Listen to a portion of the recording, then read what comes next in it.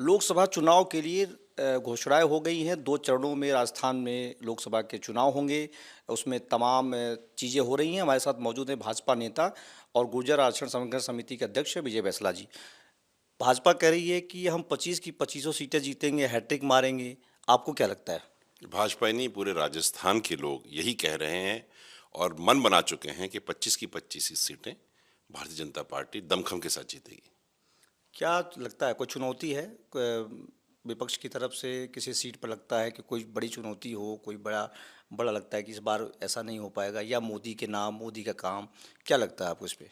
देखो, मोदी का नाम, मोदी जी का नाम, मोदी जी का काम खुद एक चुनौती है सबके लिए। जिस तरह से वो कार्य करते हैं, उनका जो विजन है इतने सालों का, और जिस तरह से उन्होंने योजनाएं खुद बना बना करके लोगों तक पहुंचाई हैं, एक एक लाभार्थी से बात करते हैं, ये खुद ही एक मिसाल है कि क्या होने वाला है। और चुनौती तो बाकी लोगों के लिए है, क्योंकि मोदी जी खुद एक चुनौती है सबके लिए। विधानसभा में आपके सामने यहाँ पर अशोक गहलोत की सरकार थी तो आप लोगों को अटैक करना आसान होता था। अब विधानसभा में चुनाव जीत करके आ गए, सरकार यहाँ आपकी है, केंद्र में सरकार है, दोनों सरकारें आपकी काम कर रही हैं, डबल इंजन की सरकार आप लोग कह रहे हैं। जनता का क्या रिएक्शन आता है जब आप फील्ड में जा रहे हैं तो? जनता बहुत खुश है, उनके काम हो रहे हैं। देखिए, पहले क्या था, पिछले 5 सालों में भ्रष्टाचार का माहौल था यहाँ पे राजस्थान में।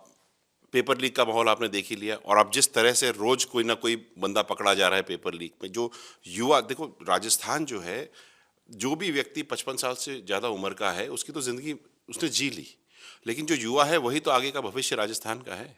अगर उसका भविष्य सकारात्मक तरीके से ठीक नहीं किया गया तो फिर प्रॉब्लम खड़ी होती है। और डबल इंजन की सरकार मिल करके युवाओं का भविष्य साधने और ठीक करने के लिए लगी हुई है, and it is a very positive thing. People are very happy. Ground, अगर आप ग्राउंड में जाएं तो लोग बहुत खुश हैं। और जिस तरह से अभी ये विकसित भारत यात्रा चली थी, इसमें जब हम लाभार्थियों से मिले, लोगों से मिले, मैं बहुत सारे कैंप्स में गया, मतलब ऑलमोस्ट सारे कैंप्स में मैं गया। मैंने एक चीज़ देखी कि लोग तो मोदी जी के दीवाने हैं। जो काम मोदी जी ने किया और जो राजस्थान में काम हो रहा है, काबिल तारीफ है। विजय जी, तमाम भाजपा के जो नेता चुनाव हार गए वो मैदान में हैं या नहीं, बहुत कम चर्चा में है, लेकिन आप एक अकेले ऐसे प्रत्याशी रहे जो चुनाव हारने के बाद भी अपना कैंप चला रहे हैं, वहाँ पर काम कर रहे हैं। तो क्या लगता है कि इसके लिए क्या चीज़ें कर रहे हैं, क्या नया करने वाले उन इलाकों में सरकार की तरफ से मिल करके? जो लोग वहाँ पर बहुत सालों से जो अपनी डिमांड रख रहे थे, क्या उनकी मांगी पूरी होंगी? आपने कहा था कि मैं चुनाव भले हार गया हूँ लेकिन यहाँ से हटूंगा नहीं। जी, उसके पीछे क्या बड़ी वजह है? देखिए, पिछले 8-9 साल से मैं इसी तरह से पूरे राजस्थान में काम करता आ रहा हूँ। और देवली उनियारा, क्योंकि एक पॉलिटिकल एनवायरनमेंट आ जाता है तो हम उसको हमारा उसका देखने का नज़रिया थोड़ा सा अलग हो जाता है। माननीय मोदी जी भी तो 18 से 20 घंटे काम करते हैं दिन में, और हम भी तो 18 घंटे काम कर रहे हैं। तो जो जैसे मोदी जी कार्य करते हैं, हम भी वैसे ही कार्य कर रहे हैं। जो जो चीज़ें मोदी जी ने गारंटी के तौर पे लोगों को दी हैं, कही हैं, उस गारंटी को पूरा करना हमारा काम है। हम मोदी जी के सिपाही हैं। माननीय प्रधानमंत्री जी जो राजस्थान के लिए जो कार्य कर रहे हैं, वो हमें कार्य बढ़ाना है। अब देवली उनियारा की अगर हम बात करें तो वहाँ पे पहले भ्रष्टाचार बहुत कायम था। लोग डर के माहौल में रहते थे, आज कतई डर नहीं है। आज भ्रष्टाचार ऑलमोस्ट नेग्लिजिबल हो गया है। लोग खुशी से बिल्कुल सर ऊंचा करके थाने में जा करके अपनी रपट लिखवा सकते हैं, और उनकी रपट लिखी जाती है, और जो दिक्कत है वो रिजॉल्व की जाती है। ज़मीनों में जो दिक्कतें आ रही थी, पट्टों की दिक्कतें आ रही थी, वो ख़त्म हो गई। पीने के पानी की प्रॉब्लम थी, जो जल जीवन मिशन इन्होंने चालू ही नहीं किया था, ग्राउंड में बना रखा था, अरबों खरबों का पैसा खर्च कर रखा, लेकिन ग्राउंड में पाइप नहीं लगे हुए थे। वो पाइप हमने लगाए। इनफैक्ट मैं आपको बताऊं, 3 तारीख को रिजल्ट आया था, 9 तारीख को तो मैं पूरे चीफ इंजीनियर और सबको बिठा करके पूरे देवली उनियारा में एक एक पाइप को छान करके आ गए, कहाँ है कहाँ नहीं। तो ये हमारा काम करने का तरीका है। और एट द एंड अच्छी शिक्षा, अच्छा स्वास्थ्य, पढ़ी लिखी माँ और कर्ज मुक्त समाज के लिए हम काम कर रहे हैं। और माननीय मोदी जी भी अब महिलाओं के ऊपर बहुत फोकस कर रहे हैं। तो हम दोनों तरफ से, जब अगर आप डबल इंजन की सरकार कहें या डबल विचारधाराएं समझें, दोनों एक तरफ ही काम कर रही हैं। एमबीसी समाज की जो मांगे थी उन पर काम हुआ जो आप चाह रहे थे, या अभी बाकी रह गया है, काम हो रहा है उस पर? देखिए, एमबीसी समाज की 2 चीज़ें पेंडिंग हैं अभी। एक तो केसेस का निस्तारण पेंडिंग है, और दूसरा भी छोटी मोटी प्रॉब्लम्स आती रहती हैं।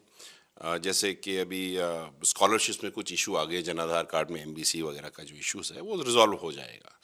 और अब तो नए देवनारायण बोर्ड के अध्यक्ष भी आ गए हैं, तो उनको बहुत बहुत शुभकामनाएं। और उम्मीद है कि ये शुरू हो जाए, क्योंकि पिछले 3 महीने में मैं 2 बार तो देवनारायण बोर्ड के रिव्यूज़ ले चुका हूँ, क्योंकि कोई चेयरमैन आया नहीं था बोर्ड का। लेकिन अब ये आ गए हैं तो अब ये काम करेंगे और सारा काम सुचारू होगा।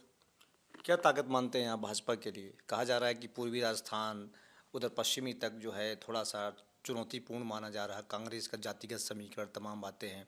आप क्या मानते हैं कि बीजेपी के लिए कैसे उसको टैकल किया जाएगा, कैसे उससे निकला जाएगा? देखिए, जो रामलला को लाए हैं ना, वो 25 सीट भी ले आएंगे, सोचने वाली बात ही नहीं है। इम्पॉर्टेंट बात यह है कि कांग्रेस में कोई बचेगा इलेक्शन लड़ने के लिए, क्योंकि सारे तो आए जा रहे हैं। तो आपको ये देखना पड़ेगा कि ये सब छोड़ छोड़ के आ क्यों रहे हैं। बिकॉज मेरे को ऐसा लगता है कि वहाँ पे कोई अपॉर्चुनिटी दिख नहीं रही। और जिन कुछ लोगों से मेरी बात हुई, वो कह रहे हैं साहब 5-6 करोड़ रुपए हम हारने के लिए थोड़ी लगाएंगे। तब तो काफ़ी जगह उनको तो लोग नहीं मिल रहे लड़ने के लिए। ये तो स्वतः ही बता रहा है कि सिचुएशन क्या है। मैदान खाली हो गया कांग्रेस की तरफ से। मुझे तो ऐसा ही लगता है कि खाली सा ही समझो। बचा क्या है, आप बताएं। लोग ही नहीं मिल रहे हैं लोगों को, और जो लड़ने की बात कर रहे हो, आधे मरे से मर रहे हैं। मेरे को जो फीडबैक आ रही है वो ये आ रही है। लेकिन खैर, वो तो उनका आउटपुट है।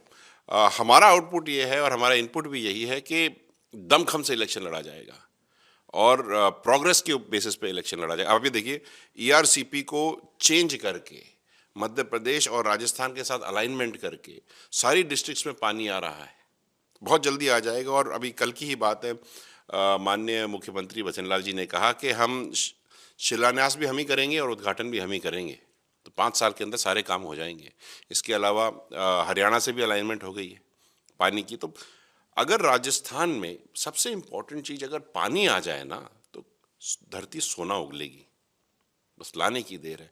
अगर कांग्रेस सरकार अपने पिछले 5 साल में कर लेती तो आज कहाँ होते हम। कांग्रेस सरकार ने अपनी मंद बुद्धि के साथ, अपनी संपूर्ण विचारधारा के साथ और नॉन पॉजिटिव थॉट प्रोसेस के साथ ये प्रूव कर दिया कि लोगों के भविष्य के लिए वो काम नहीं कर रहे। नहीं तो पानी तो ले ही आते। हाँ, ये बात ज़रूर है कि मसालों की जगह मट्टी दी, फ़ोन की जगह दर्द दिया, और जो बच्चों की स्कॉलरशिप्स देनी थी वो स्कॉलरशिप्स उठा करके कहीं और लगा दी अपने इलेक्शन के कामों में, और बच्चों के स्कॉलरशिप हटा करके, बंद करके उनके भविष्य को खराब किया। ये बहुत फ्रैंकली मैं बता रहा हूँ, आप चेक कर लीजिएगा। ये करा इन्होंने। एक आखिरी सवाल करूंगा कि बहुत कम समय बचा हुआ है, सरगर्मी बढ़ गई है। पहले चरण का चुनाव में जयपुर तमाम सीटें हैं, तो अब क्या समझा जाए कि इस बार जो चुनाव हो रहा है, प्रत्याशी तमाम चीज़ें उस पर छाना जा रहा है, समझा जा रहा है, लेकिन चेहरा मोदी, नाम मोदी, विधानसभा का चुनाव भी कमल का फूल और मोदी। अब आपको लगता है कोई चुनौती नहीं है? फिर आपसे वही सवाल कर रहा हूँ, सब कुछ इजी है? देखिए, इजी तो कुछ नहीं होता, मेहनत तो करनी पड़ती है। लेकिन हाँ, अगर आपका नेतृत्व स्ट्रांग हो, अगर आपकी इच्छा शक्ति प्रबल हो और आप लोगों के लिए कुछ करने की सोचें, तो कुछ भी मुश्किल नहीं। मुझे नहीं लगता कि मुश्किल है। हाँ, मेहनत तो करनी पड़ेगी। मेहनत तो हमको पिछले लोकसभा इलेक्शन में भी करनी पड़ी। मैं और कर्नल साहब, हमने 18-18 घंटे भारतीय जनता पार्टी के लिए काम किया। चाहे वो आपकी कोटा लोकसभा हो, चाहे अजमेर लोकसभा हो, चाहे करौली धौलपुर हो, दौसा हो, भरतपुर हो, आपकी ये झालावाड़ हो, सारी भीलवाड़ा हो, सब में हमने काम किया। नीम का थाना, सीकर की बात करें, अगर सीकर की बात करो तो वहाँ तक हर एक लोकसभा में पिछले इलेक्शन में हमने 18-18 घंटे, कभी कभी तो 20-20 घंटे काम किया था। रात को 2-2 बजे तक लोगों की मीटिंग्स रखी थी, मैंने और कर्नल साहब ने मिल करके। तो मेहनत तब भी करी थी, मेहनत अब भी करेंगे। दौरे जारी रहेंगे? दौरे अभी भी जारी हैं।